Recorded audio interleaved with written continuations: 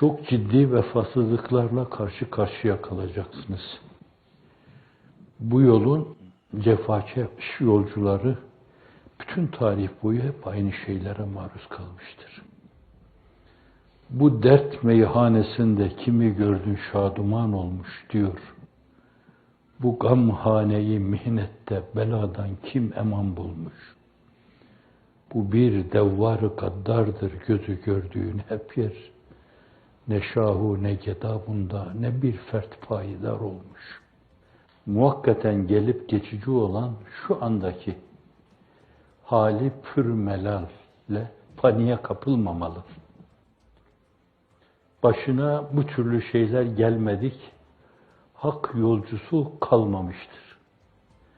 Eğer ille de azade biri olsaydı, yüzü suyu hürmetine varlığın yaratıldığı insanlığın iftihar tablosu olurdu.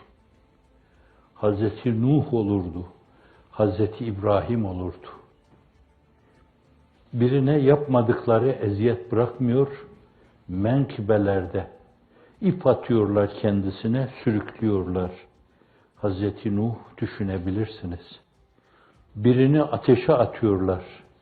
Allah Celle Celaluhu ya naru kuni berden ve selamen ala İbrahim diyor. Birini haşa ve kella o pak damen diyeceğim şeylerden 1000 fersah, hayır milyonlarca fersah uzaktır.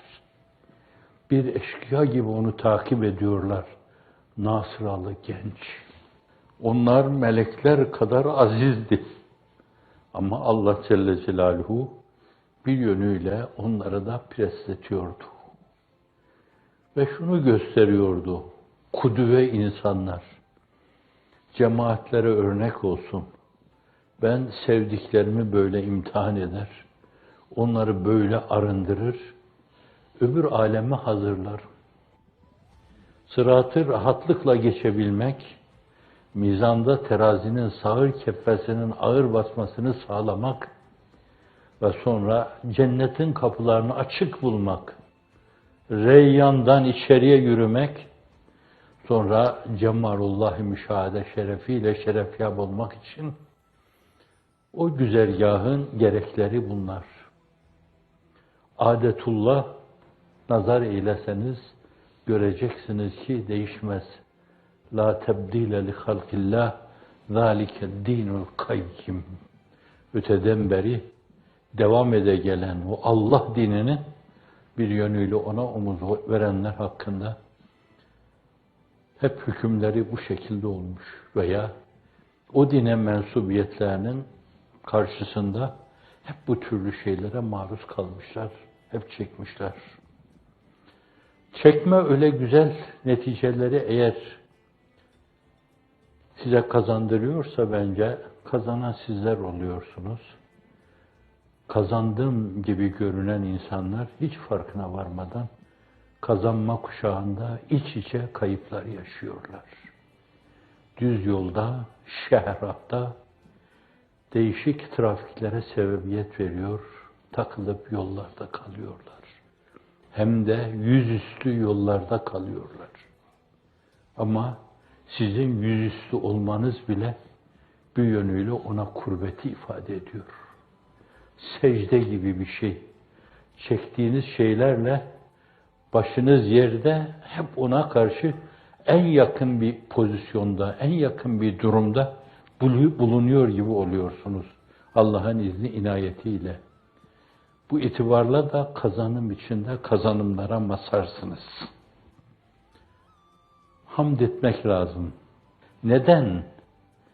Çünkü biz bir kere var olmakla, insan olmakla, Hazreti Ruhu Seyyidül Enam'a ümmet olmakla ve bir de ya onun eshabı olma şerefi veya ahir zamanda onun eshabının yolunda yürüme şerefi. Dünyaya meylü muhabbette bulunmadan, sahabi yolunda gözünü kırpmadan yürüme.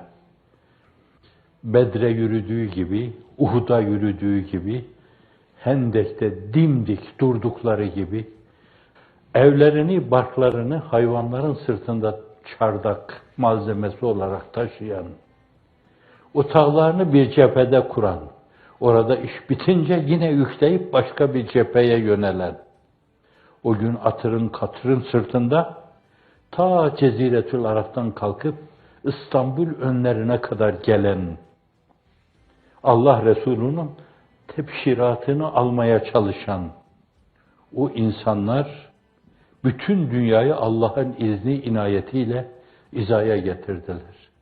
Hazreti Ruhu Seyyidül Enam'ın manevi gücüyle, stratejileriyle, doğru yolda yürüdüklerinden dolayı Allah'ın inayetiyle, riayetiyle, kilaetiyle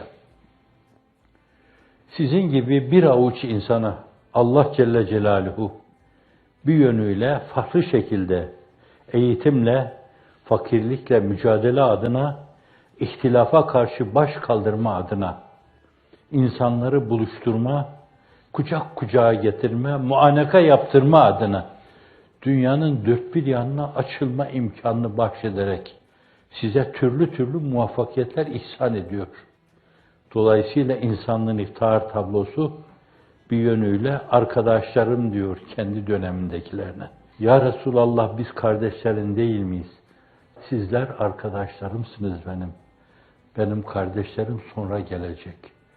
Tuğba lil guraba sözleriyle çerçevelenen gariplere müjdeler olsun. Ellezine yuslihune ma efsedehun nas.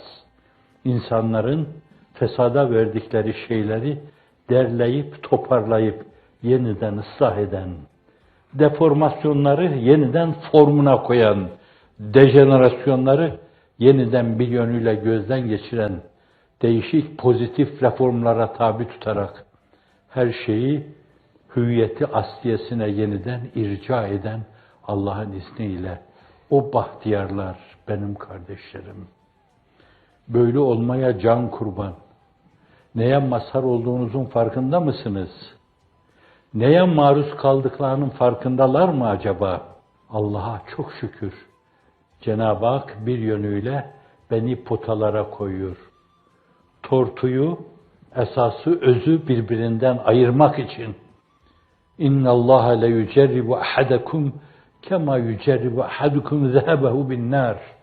Fehvasınca sarrafın altını, gümüşü tortudan, potadan ayırmak için onu bir ameliyeye tabi tuttuğu gibi o türden Allah sizi böyle bir ameliyeye tabi tutuyor der. Gelen her şeyi hoş karşılar, ne ondan korkar ne de titrerler. Tekme yiyorsunuz, sarsılmam. Ne demek o? Şu kocaman binada bile üçünüz, dördünüz birden hızlı yürüdüğünüz zaman o çelik konstrüksiyonlar tir tir titremeye başlıyor. Elbette sizde de bu kadar ihtizaz, bu kadar titreme olacaktır. Fakat paniğe kapılmayacaksınız. Yese düşmeyeceksiniz. Zira yeis mani her kemaldir. Allahümme nasran kariben ve fethen mübinen fi hidmetina ve fi harekatina ve fi cemaatina ve fi müessesatina ve fi medarisina ve fi camiatina ve fi emvalina ve fi emlakina beheythu ma la eynun ra'at ve la üznün sem'at ve la hatar ala kalbi beşer.